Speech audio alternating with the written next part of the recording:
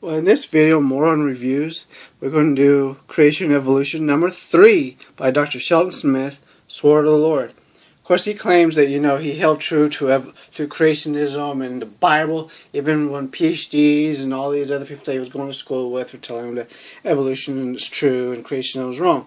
Well, if you get a chance, look up his educational background, because he went to Christian schools, so it kind of makes me wonder.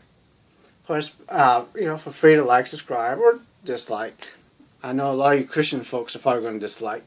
Feel free to watch my other videos. Feel free to leave a comment, even though I don't read comments.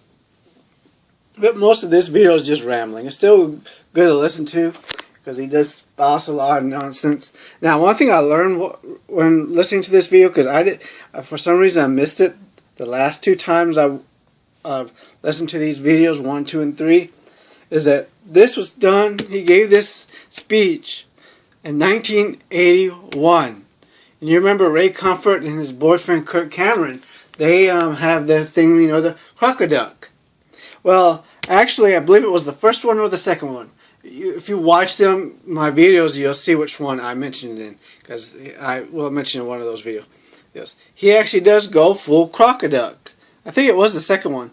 But he uses the aardvark. You don't find half aardvark, half this in the fossil record. And of course, even in this video, he misrepresents the fossil record. He'll use what some scientists say. Of course, the question is, are they biological scientists or geologists? Are they paleontologists? Are they talking about their own field or someone else's? As a molecular biologist, it would be disrespectful for me to speak on physics, on particle physics, or zoology. Even though zoology is a branch of biology, I'm not a zoologist. It would be disrespectful. But some of these scientists, creation scientists that is, feel that, and engineers, creation engineers, not, actual engineers that are real engineers, but I'm talking about, they feel it's okay to do so. And of course, you got to ask yourself, do they have any peer-reviewed journals? Are they peer-reviewed?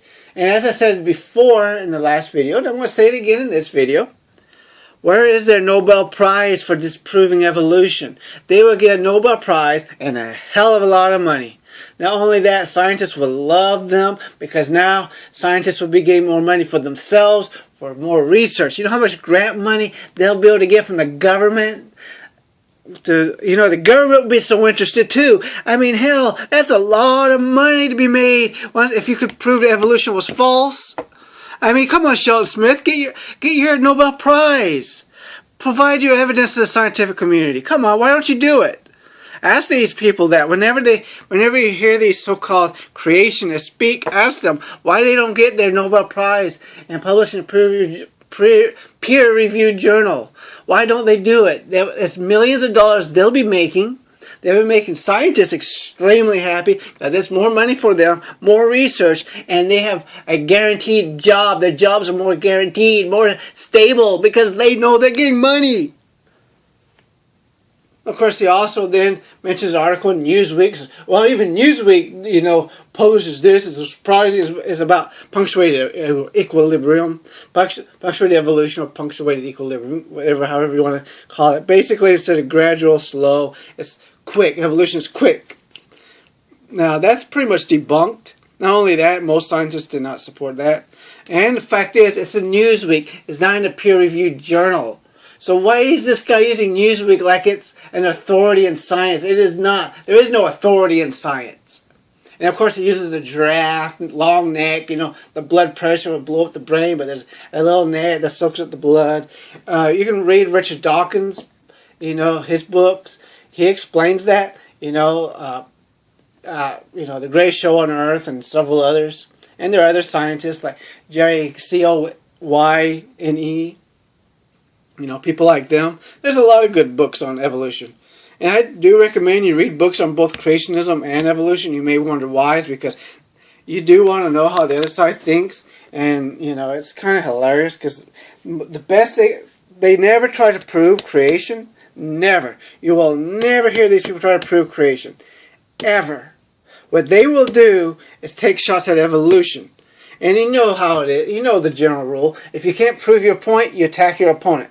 Just like the social justice warriors do. You can't prove your point, you attack your opponent and their views. And of course he goes into, and near the end of his video, the persecuting thing.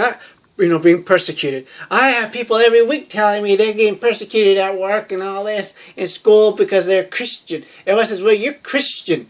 How many of us go to work with people we know are Christians and we don't really care one way or the other?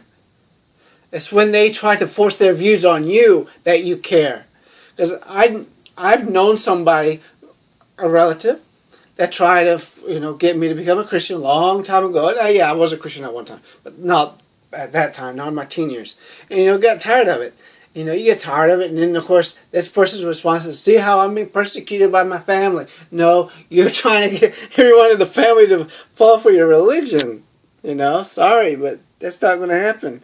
At least not with me. Yeah, I may have fell for it briefly, but it's kind of hard to stay a Christian when you have all this science. And then there's something he does say that I do agree with. A lot of you guys may not agree with it, but you cannot accept evolution and be a Christian. I know a lot of you are like, what? They're Catholics and all these other people. But seriously though, since we know that evolution occurred, there's no Adam and Eve.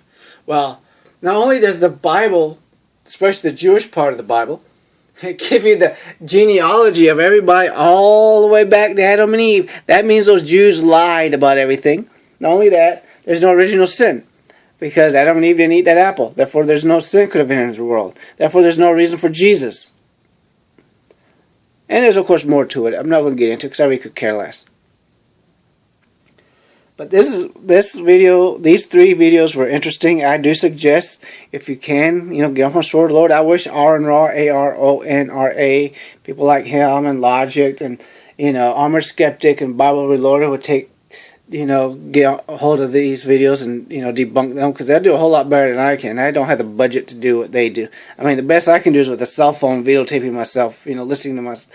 And so this is the best I can ever do. I have no money to do anything else, and I obviously never will. And of course, that's another thing I want to let y'all know. If you want, some atheist channels, definitely a whole lot better than mine. Armored Skeptic, Logic, the Bible Reloaded, the Koran Reloaded, the Christian Junkie. Who else? There's a lot of them. Aaron Ra, of course, the Atheist Experience, Matt Dillahunty, and there's a whole bunch more. Those are what I'm going to name for now. Well, bye. Don't want to make this video too long, but you'll have a laugh, if you ever decide to get these videos from Sword of the Lord. And Shelton Smith, this was in 1981, he's now the president of Sword of the Lord.